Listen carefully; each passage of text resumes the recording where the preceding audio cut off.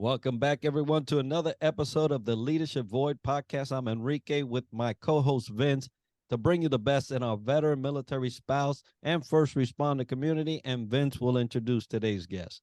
Thanks, Enrique. We're here at the middle of the month, and we have right now in front of our camera, guess who? Kevin Ross-Andino. He is the CEO of éclat Law in Altamonte Springs, Florida. We're so happy to have you. Kevin, let's just start off. Tell us a little bit about you. Great. Thank you, guys. I'm looking forward to our little conversation here this morning. So obviously, a little bit about me. I am, which you guys are familiar with, a Boricua. I am from Puerto Rico. I am the typical New York Rican. Right? I lived in Puerto Rico, spent some time in New York, and then I came to the second Puerto Rico, Orlando, about 30 years ago, to practice law. So I'm a lawyer. I've been practicing law in Florida for almost 30 years. I'm a trial lawyer, and I do a lot of different things. Right now I focus a lot on civil rights cases. I focus on a lot of employment cases where I work with smaller businesses and individuals. And then we do a lot of different things, helping people resolve their disputes with the government and government entities. We do a lot of stuff for our veterans. That's something I'm very passionate for. And in addition to my law firm, I am also the board chair of the Florida's biggest not-for-profit law firm called Community Legal Services of Mid-Florida. And to do similar services. We represent victims of domestic violence, veterans. Again, another one of my, like I said, is one of my passions. In helping people with housing disputes, but really is helping people who can't afford lawyers to get representation to make the world fair. And that's me in a nutshell, other than some crazy things about me that I won't share with you guys, right? But I'm passionate about cooking. I love my Puerto Rican cooking. Last night I made arroz con habichuela with white beans and rice with tostones and some chicken and mojito sauce and everything. So I am a real Puerto Rican for you guys. And that's something I'm actually super passionate about, is cooking and eating. As you can tell, I'm a very, very big man. So, eating is important to our culture, as you guys know, and that's something that's very important to me and my family. And, we at the firm, we do a lot of parties together, and I got everybody coming to my house this weekend for the Super Bowl, and it's all about the food. It's not really about the game.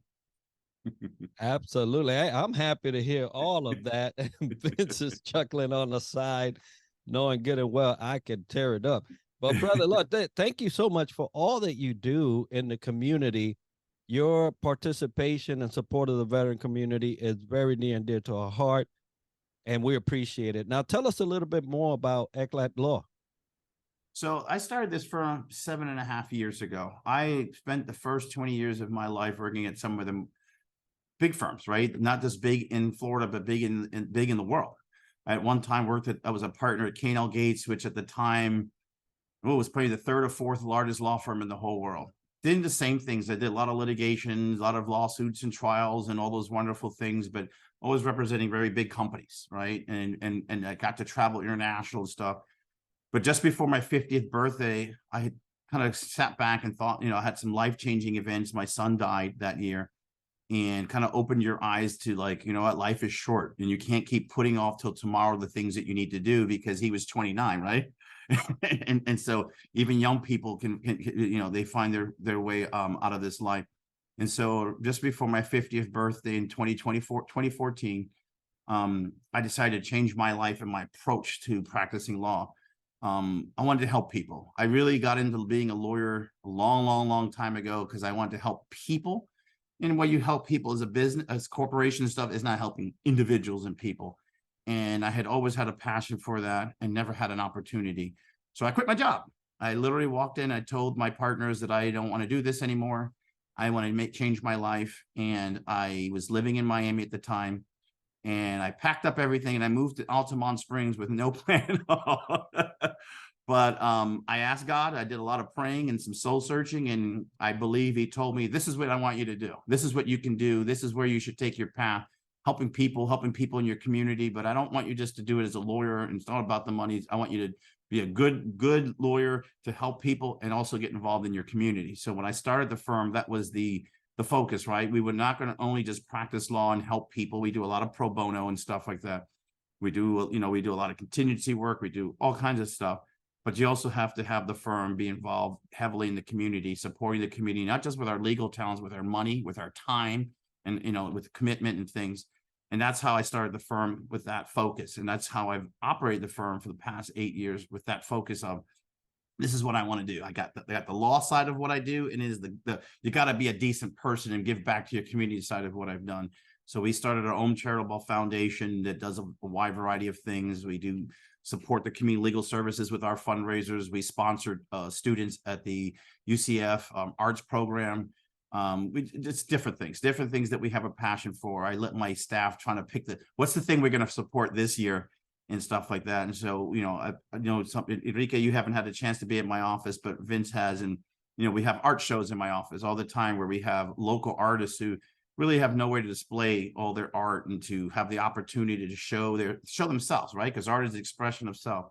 And so we have art shows quite a few times a year, and we just invite people from the community to come here. No pretext, just come here, meet people. It's how I met Vince, and enjoy each other's company. And, you make a friend or two. And so that's kind of the focus of my firm, right? We help people. We don't pigeonhole ourselves into any specific type of law, other than we go to court. That's always the same. We're always going to court, and somebody has a problem with somebody. So that's the common problem. But, it could be anything, because when you say civil rights, what does that mean? Sometimes it just means I have a problem with the government, and it's something I need representation on how to fix it. Sometimes, I have a couple of people who were mistreated by police officers, and, that not all police officers and law enforcement, most of them are very good. Small percentages aren't, but you have to help people because they don't know how to maneuver that. People have issues with their taxes, you just name it. People have issues all the time. And so our focus is to try to be there and help people get justice.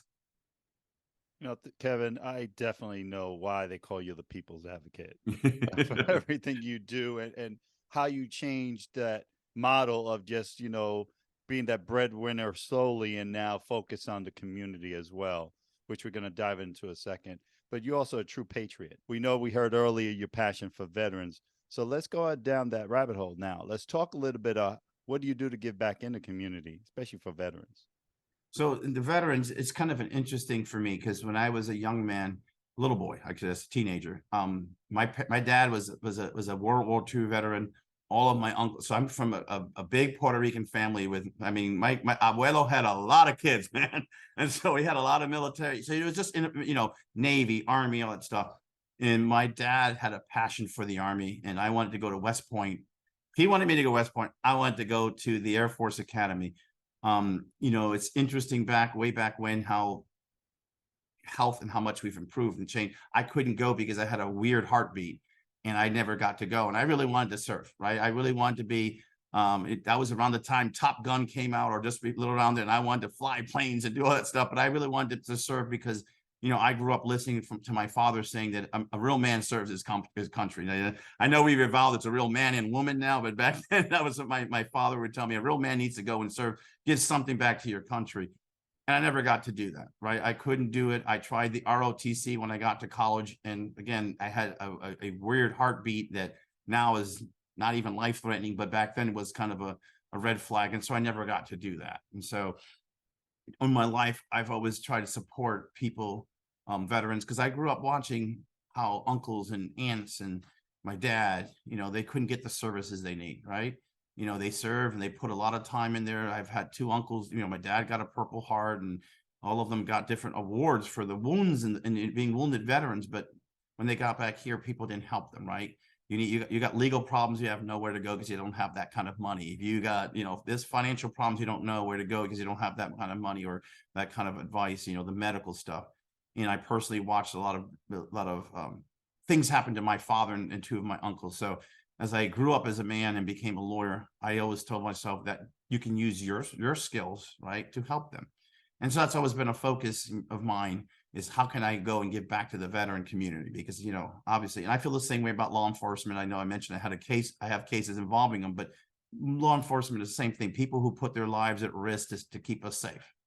And some people lip service that, but I truly believe that, you have to recognize when people, because I'm not doing it, right?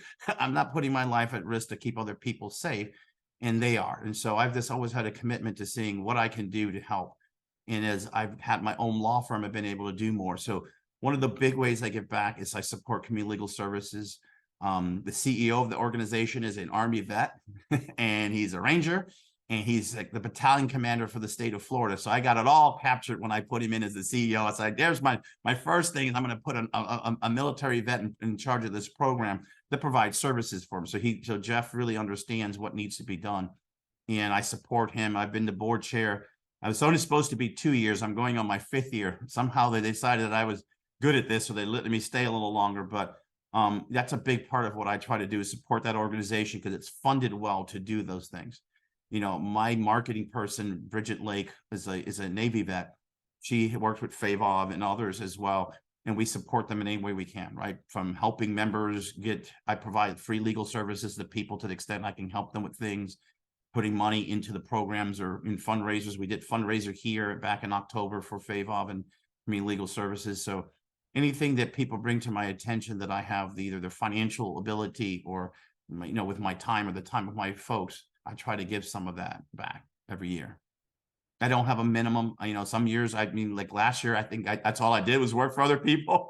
And some years you don't feel like because it's just based on need, right? So I'm not one of these people that set false goals just so I can check a box. I let it come to me and I deal with it as it comes. Well, I tell you, a true inspiring story all throughout this conversation, but what you do for the military community, the first responder community, how you give back. And what I love about it is the intentionality behind the give back. And that is so uncommon nowadays. And so we salute you for that.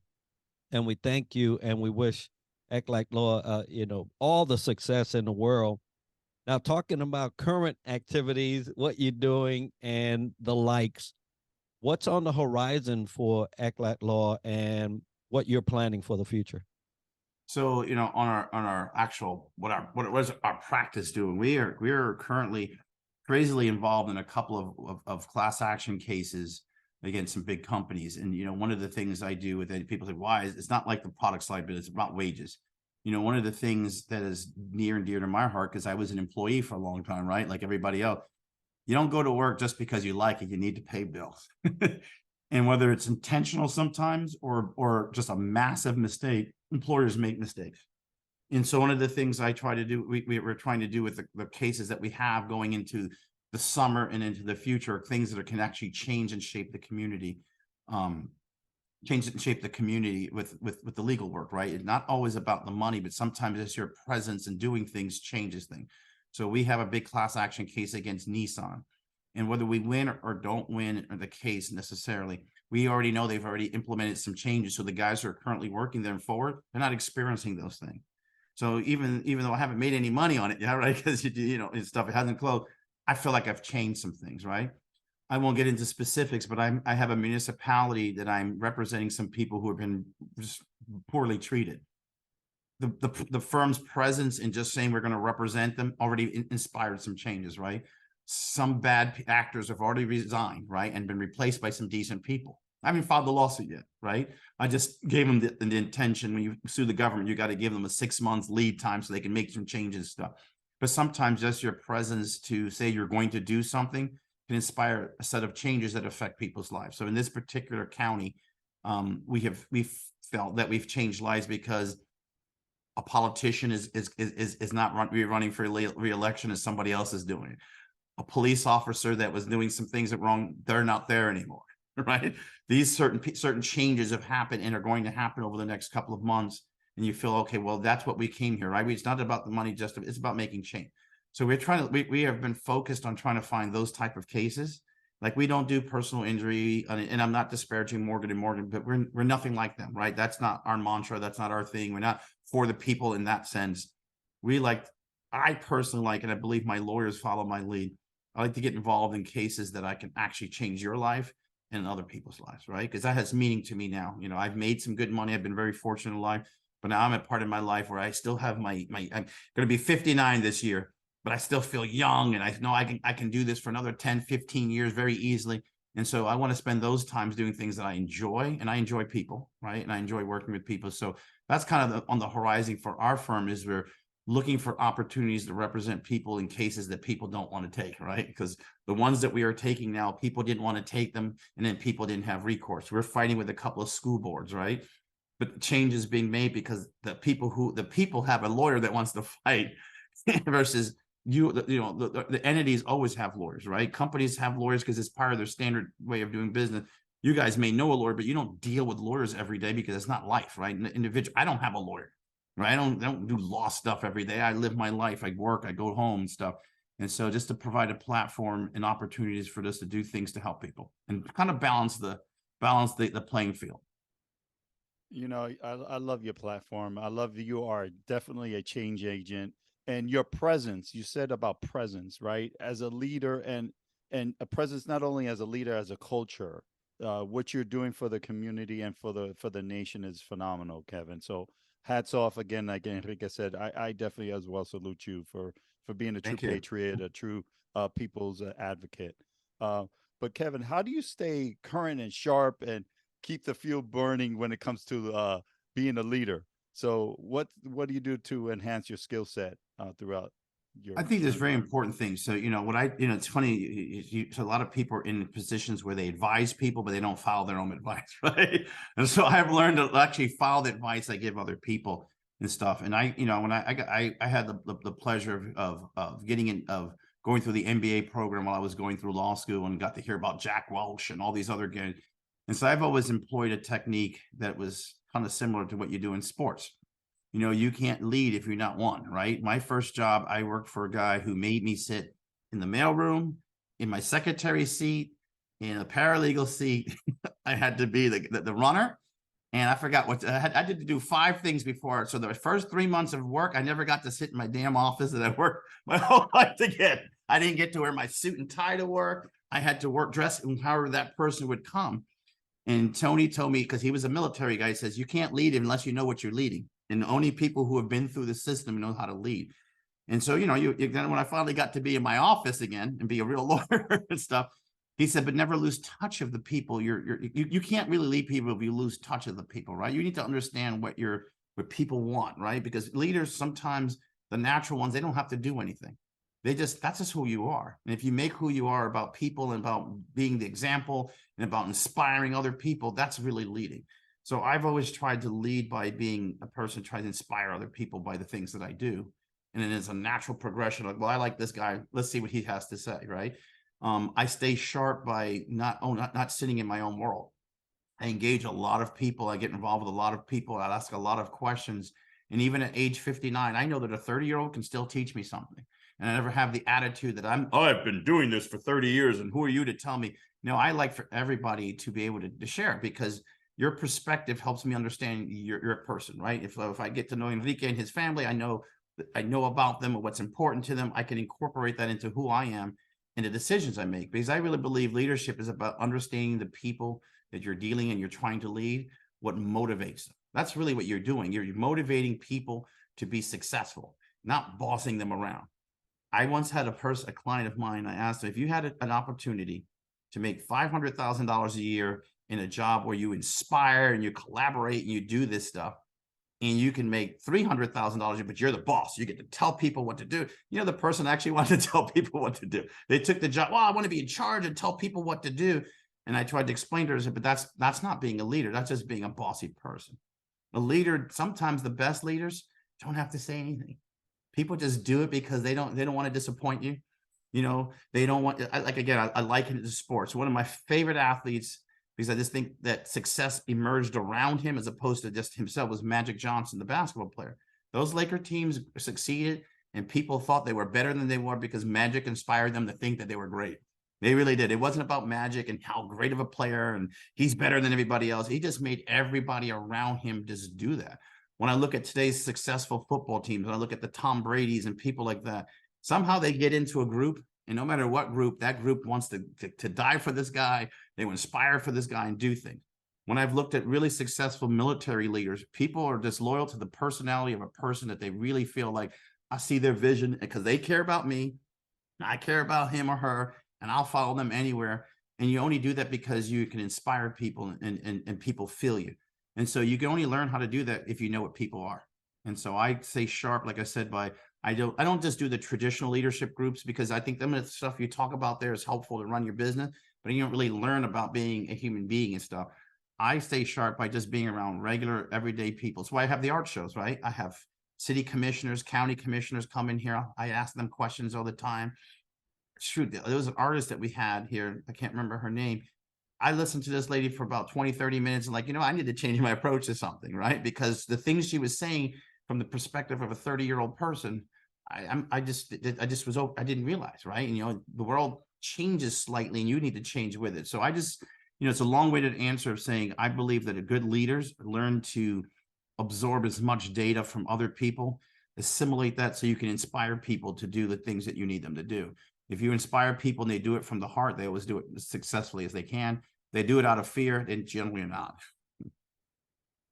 Well, you picked a great example. As you was talking about magic, I was seeing him visualize on the court, right? And he just made every play look so pretty, but it was never him scoring. It was always somebody else scoring. And as a leader, you can make that theatric, very pretty, as long as your people are scoring.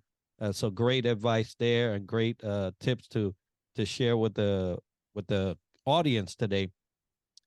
As you was growing up, you mentioned you didn't get to execute your desire to serve, but you chose to serve in other capacities, which is beautiful. And I applaud you for that, because some people can't find their way from those obstacles, right? But you did. So what advice did you receive as you was growing up in law, and as you was practicing and getting to that office that you didn't get to sit in? But what advice did you get as you was emerging as a leader that you would like to share today? I think, one of the things that really, it's funny because you go to high school, you just can't wait to get out of there and grow up, right? Everybody's full of themselves. But, I can tell you with 100% certainty that some of the most inspiring things that ever happened to me or changed how I viewed life and how I viewed myself. I had a teacher named William H. Armstrong. You can Google him. He's a great, great teacher of how to learn, right? He sat me down one time, and this isn't meant to be a racist thing, but, back in the 80s, life was different. You're not a rich white guy, right? You're a Hispanic Black man who doesn't come from the certain families, and your parents. Stop acting like these people. Be yourself. Understand who you are and what you can do, and don't try to be somebody else, right? If you have a dream, be realistic whether you can attain it, and then go for it. Stop making excuses why you can't do it. Stop accepting obstacles, because he had this saying, he used to say that everybody who does what's required of them is just a slave. The moment you start doing more, you become a free man. And I thought, when you were 15, you're like, that just sounds stupid, right? But as I've grown older, I really realized that when you start doing things outside the norm, right? I do the extra step. You do that. You do feel that liberation of, I'm actually making some of my own choices in life. I've got the courage to make choices in my life, to do things that everybody else doesn't want to do.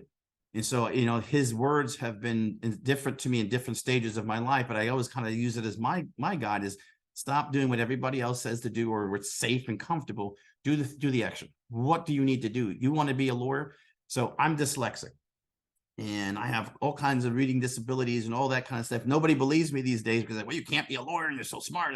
But I struggled through most of my young life, because when we were younger, they didn't know how to diagnose that stuff. It wasn't until I was a junior in college that someone said, I think you have a learning disability, because I see letters backwards and all that stuff.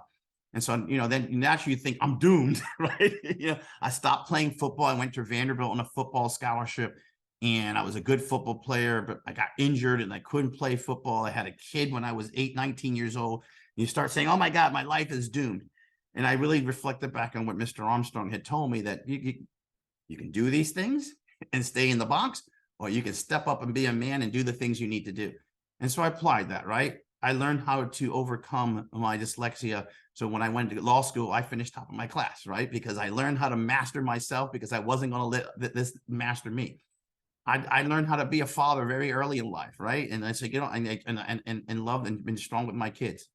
But you know what? I could have caved in and not done that, right? Because I failed out of college twice. People say, "How you did?" I said, "Yep, twice."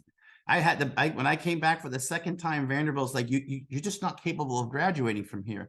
And I literally had told them, I said, I have to, right? For my own pride and to be example to my kids and my future generations that Kevin Ross don't give up. Like Batman, Batman's secret power is not being Bruce Wayne, but he never gives up. He goes up and he keeps pushing until he gets the answer.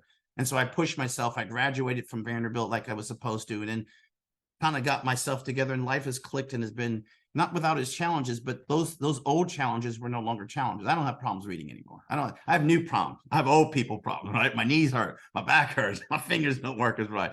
But life is always going to be full of challenges, and you can either accept them and just say, ugh, or you say, that's not going to stop me from getting to the next phase of my life.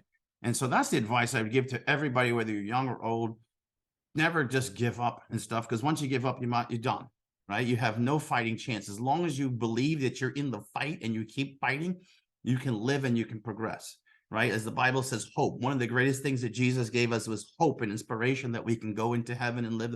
Well, if you take that away, we have nothing. And so that's always my advice to everybody, whether you're a leader, whatever you want to do with your life, right? Because there's leadership on different levels. Don't ever give up the hope. Believe in yourself and push yourself to achieve it.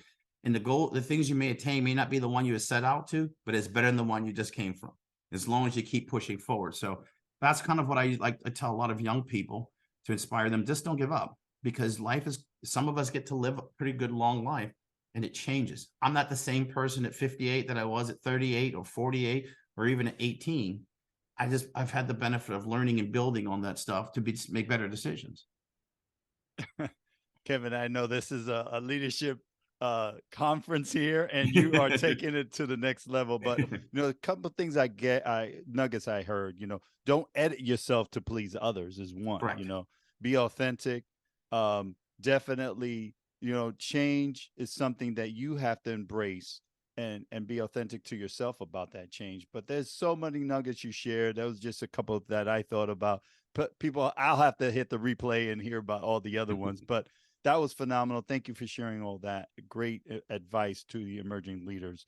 Now, how about some memorable leadership moments? I love to hear about those. I'm waiting. I'm edging my seat for those from you, Kevin. It's funny because I think, this is just something I can look back on. I think the things that you in yourself is when you realize people are actually listening to you and following you, right? I never set out to own my own law firm. I never set out to be a practice group leader at any of the law firms. I only wanted to be a very good lawyer. I wanted to be Johnny Cochran, right? I saw that when I just want to be Johnny Cochran, and I just want to be the best lawyer. And I never thought about inspiring other people and stuff like that. That's just how I live. Then you realize one day that you're I think when I was in my mid 30s, that people are starting now to listen to you and emulate you, right? And those are aha moments in the sense that I have to change my approach, because it's not about Kevin anymore. Younger people, younger lawyers, right? Because when you're a made partner, they start to follow your lead, and they start to understand your things and adopt the things that, that you do.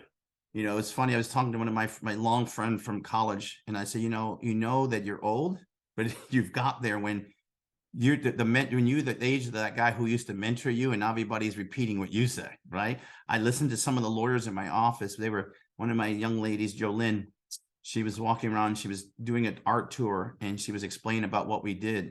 And I swear to goodness, I thought it was me talking. She used the same words that, oh, this is what we do, and we do this and we do that. And that was a real aha moment to me. Is like, you know what, the stuff that you spout out that they accept and embrace because they like you and they want to follow you, made me realize that what I do as the head of this firm is a lot more important than just go out and making money or making sure everybody gets paid. It's my behavior, right? Because it's going to inspire them how they behave. And this is something I'd like to share with everybody, because I believe when people talk about culture in a place, culture starts with the persons or individuals who are at the head table, right?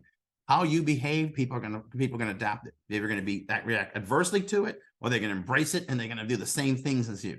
So you have to be aware of yourself and how you behave, right? And if you have some behavior needs to be corrected, unfortunately in your life, if you want to be in charge, you got to understand that's a thing you have to change. If I use too much profanity at the job, guess what? I can't do that anymore as a leader, because other people think it's okay and it affects the environment around me, right? We're all Latinos, right? We're hierarchy and kissy, but that doesn't always work at work, right? And so I have to check myself, because that creates a culture or a repetition of behavior here. So there are a lot of things I would say is that aha is when you realize people are following your lead, you got to change how you are or improve how you are, because that's, you make more improvement that way. If you continue or you don't improve yourself, you create more chaos. And people seem to adapt your bad habits faster than your good habits. Yeah, that's a fact. And a great advice there for all emergent leaders to keep in mind. You know, your actual actions are the ones that propel people either forward or back, and you can actually influence that and have no idea based on habits, right? Based on habits that you are not recognizing. So thank you for sharing that. Now, you earlier you have mentioned challenges, obstacles, things that may come your way. Don't give in to those. You either know what you want to do and just go ahead and do it. She said, remove the excuses, which I love. But what certain strategies have you used yourself or with your team to deal with those times of change and challenge?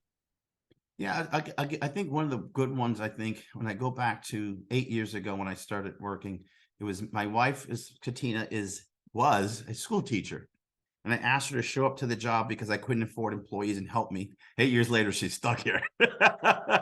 But she goes, that part-time job that I started, it's like, but you know, when we had to hire somebody, I was scared to death, man. I was like, I got to be responsible for another mouth.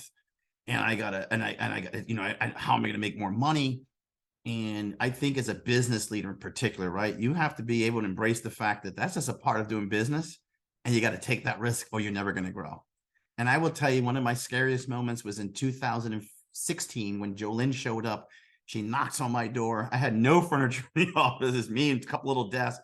She walks in, and this pleasant, wonderful young lady walks in, who's now been my lawyer. She was a law student. Now she's my partner. She walks in and, you know, and changed my life in terms of a great employee and stuff. But, you know, it's like, I got to figure out how to pay for her, right? She needs a salary. She needs these things. I hired her. Okay, that worked, you know. Then all of a sudden we got a little more. Then I need another person, and it was fearful. I will tell you, it was fearful. And I'm not a fearful type of person. How am I going to pay for all this stuff, right? Every business owner always has, even since then when we've made money, you always have those times in your cycle. How are we going to pay for stuff? You don't see that there's opportunity. You don't see that, you know, the business has slowed down. Every business slow. If you're in real estate, you know, it's hard time. But I think if you're going to lead, you have to plan for those things, and you have to accept the fact that those things come. But the hardest part is to have the courage to say, in spite of all that, I'm keep going forward. They're going to have to take this from me, right? And I will tell you, every year Jolynn laughs at me because I'm like, we're slowing down. I don't know how we're going to make it through the summer. And by September, she's laughing. I said, oh my God, we weren't going to make it through the summer, right? But, you know, because law slows down during the summer. But, you know, you just have to accept that there's certain obstacles that are there, and you have to overcome your fear. Because look, it's healthy to have fear because fear makes you think. It's unhealthy to let fear subdue you, right? Wars are won. Nobody goes to war without fear. Nobody wants to really die, or nobody wants to kill anybody, but you know, there's certain things, but you have to go forward understanding that the cause is going to succeed if you do your thing. And that's how you have to do in business. And, you know, if you're going to lead a business, you have to have the courage to say, I'm going to overcome these things and make your people believer. Like, so when we have our tough times, everybody in my firm thinks we're just making millions of dollars and we're just rich, right? That's my job as the leader, is to bear the pain here and let them stay encouraged and focused to do their job, because that's how we get past it, right? But sometimes being a leader means you're the one that has to observe all the bad stuff, right? Or your smaller team and stuff, like, you're the one that has to have the courage to do it, because if you don't, they sure as hell not. They'll just find other jobs and stuff like that. So that's kind of my, like, you know, I guess making it to a short point is that you just have to understand that there are things that are going to happen in life, whether you like it or not, and you have to deal with them, right? My dad once told me, doesn't matter if you believe in God. Believing in God is like this tree. The tree is there. You don't have to accept the tree's there, but if you walk into it, it's going to hit you right in the face. That's life. That's God. That's taxes. That's death. You know, things are there, and you can't make it not be there. And the people who see the tree, or who see God and do the right things, or see the obstacles and say, how do I get around? They succeed. The people who pretend it's not there, they tend to run into it. And sometimes it puts an end to you. Wow, this is phenomenal, Kevin. I am so appreciative of everything you shared. I'm looking forward to reading your book, hearing you on TED Talk, because that's definitely some great advice, some great pearls of wisdom and definitely one way to play it forward as well. Just a hint opportunity there for you. But you are truly a people advocate. I Thank would you. say, if you were in the military, you'd be a great commanding officer. I definitely know you would have. Unfortunately, your heart was not beating the right way at the time, but it's always been beating the right way for us, and Thank still you. is. So, thank you for everything you do, and for people listening in, how do they contact you, Kevin, or your law firm? So the easiest way, I mean, if you go to our website, it's www.eclatlaw.com. And the easiest way to, if you type in Kevin Ross-Andino lawyer, you'll find me everywhere. You find the good stuff, the bad stuff, but just the easiest way to find me is just to Google my name. And it generally comes up on the top there because I'm unique in that way. One of the nice things about being Latino and hyphenating your name, you actually cut down some of the Google things. The opportunity to have someone have all three of your names the same is a lot low, but that's the best way. Our phone number is 407-636-7004. We always have someone here willing to answer and help everybody out. And we welcome people. Sometimes we can't help you, and we'll put you with somebody who can help you.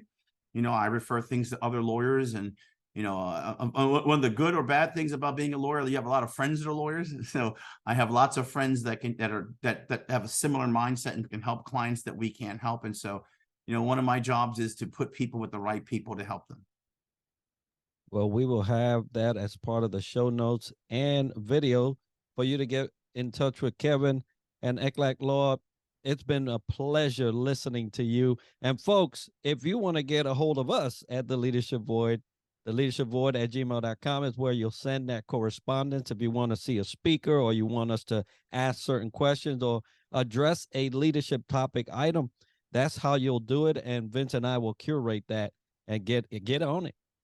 Get on it indeed. And talk about get on it. We so graciously humbled because we have some great sponsors. We have FAVOB, VEI, and Triple Nickel sponsoring our show, The Leadership Void. Thank you for all you do out there in the community and the nation. But today was all about the people's advocate, Kevin Ross-Andino. Gracias, hermano. Thank you very much. Gracias.